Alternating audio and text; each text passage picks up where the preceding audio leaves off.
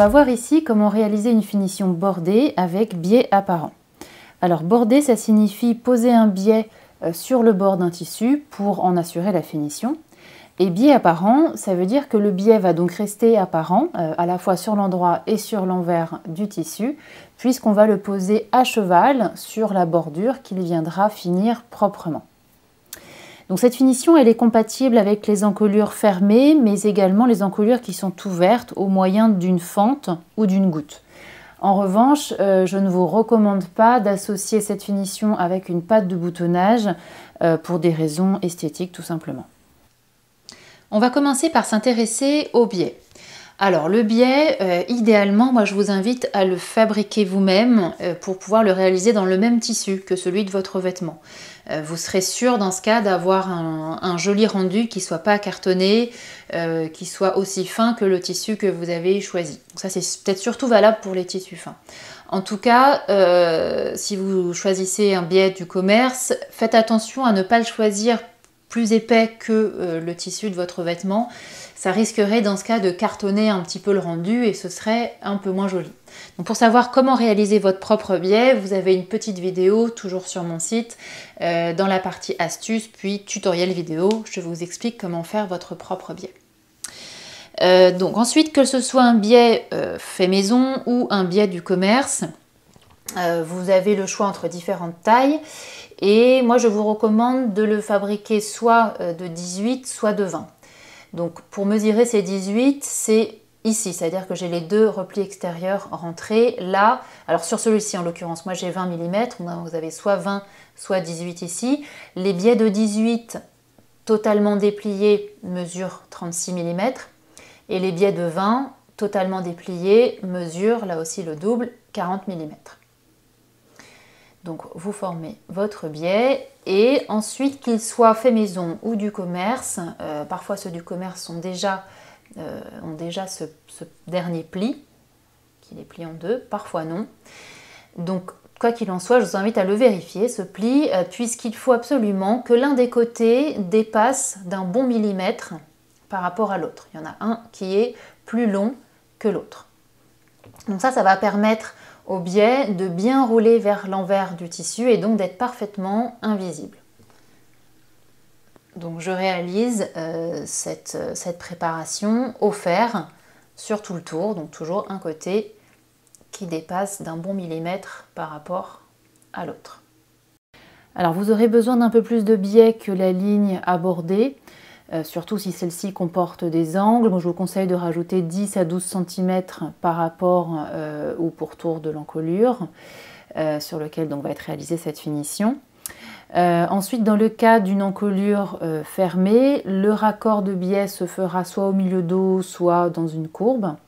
Et dans le cas d'une encolure ouverte, eh bien, il n'y aura pas besoin de faire de raccord de biais. Mais ce qui peut être sympa, c'est de laisser dépasser le biais de façon à pouvoir le nouer. Donc, par exemple, au-dessus d'une ouverture goutte ou bien d'une fente, qu'elle se situe sur le devant ou sur le dos, vous pouvez laisser, dans ce cas, un bon 50 cm de plus de biais au total pour permettre de le faire dépasser des deux côtés et donc de pouvoir ensuite le nouer au-dessus de votre ouverture.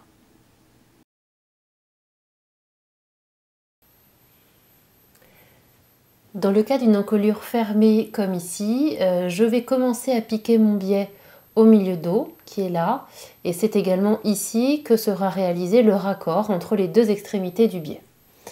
Donc je commence par prendre le plus petit des deux côtés du biais, je le déplie complètement et je le positionne bord à bord avec mon encolure en le laissant ici dépasser d'environ 4 cm par rapport au milieu dos. Donc là, je peux positionner une épingle. Et pour la suite, ce ne sera pas nécessaire d'épingler. D'ailleurs, je vous déconseille d'épingler.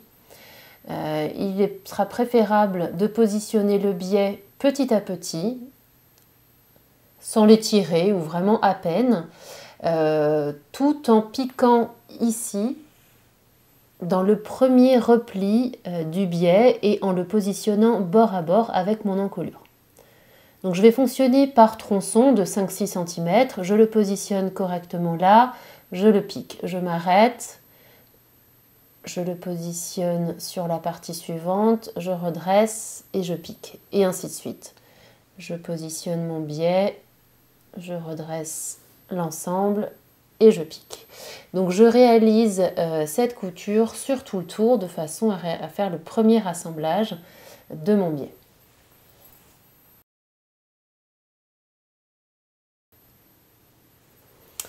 Alors j'ai arrêté ma première couture d'assemblage du biais quelques centimètres avant le début de l'autre, de façon à pouvoir réaliser un raccord entre les deux extrémités de mon biais. Alors je vais commencer par plier à 45 degrés la première extrémité du biais en me calant sur le début de la couture. Donc là tout simplement je peux positionner une épingle pour éviter que ça me gêne. Puisque par-dessus, je vais terminer de piquer l'autre extrémité du biais et je vais piquer très légèrement à l'intérieur de cette couture, donc à un petit millimètre à l'intérieur. Donc je pique ici toujours dans le repli de mon biais. La deuxième extrémité de mon biais est donc piquée jusqu'au bout. La couture vient très légèrement à l'intérieur de la première couture d'assemblage du biais. Et maintenant, je vais pouvoir retirer mon épingle. Je vais complètement ouvrir les deux biais et je vais positionner par-dessus, je vais rabattre la première extrémité de mon biais que j'avais pliée à 45 degrés. Donc là, je vais m'aider du fer et d'épingles pour bien positionner l'ensemble. Et on voit bien ici la ligne qui se crée. Donc grâce au premier pli que j'avais fait à 45 degrés, eh bien, le pli du biais se positionne à 45 degrés sur l'autre partie, l'autre côté du biais. Donc là, j'épingle. Et je vais pouvoir les assembler ici en piquant à 1 ou 2 mm de ce pli. Donc voilà ma couture qui est faite. Maintenant je vais pouvoir recouper les petits fils qui dépassent et je vais également recouper les surépaisseurs. Donc tout ce qui dépasse vers le haut et également les surépaisseurs du biais à l'intérieur en m'approchant jusqu'à 4-5 mm de ma couture.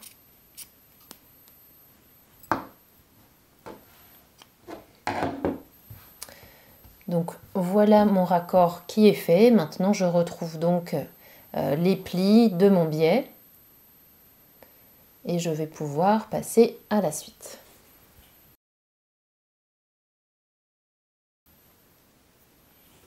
Et maintenant, dernière étape pour terminer la pose de ce biais apparent, eh bien je vais replier sur le pli du milieu de mon biais de façon à venir recouvrir la marge de couture. Alors dès que j'ai un peu trop d'épaisseur, notamment au niveau des coutures ici des épaules, je vais pouvoir dégager légèrement. Et l'idée, c'est de venir tout juste recouvrir la première couture, donc cette couture-là, qui est donc la première couture d'assemblage de mon biais. Donc là, je peux positionner quelques épingles. Et pourquoi pas m'aider du fer pour bien positionner mon biais avant de venir le surpiquer. Donc ici, c'est une étape un peu minutieuse, donc j'y vais tranquillement. Je prends mon temps et je réalise un épinglage très soigneux. Donc voilà ce que ça donne une fois que l'épinglage a été fait. Donc là, on voit bien que le biais à l'intérieur recouvre parfaitement la première couture d'assemblage du biais. Et maintenant, je vais me positionner plutôt endroit vers moi. Et je vais surpiquer côté biais à 2 mm maximum de ma couture d'assemblage, de façon à surpiquer toutes les épaisseurs du biais. et je vais pouvoir retirer chaque épingle avant d'arriver dessus. Ça me permettra d'avoir une couture plus nette sur tout le tour. Donc voilà ce que ça donne une fois que la surpiqûre a été faite. Donc toutes les épaisseurs de mon biais ont bien été prises. Ça recouvre parfaitement la première couture d'assemblage du biais. Donc la finition est parfaitement propre. Donc cette technique permet à la fois d'assurer la finition de l'encolure et de rajouter un biais décoratif à ce niveau-là.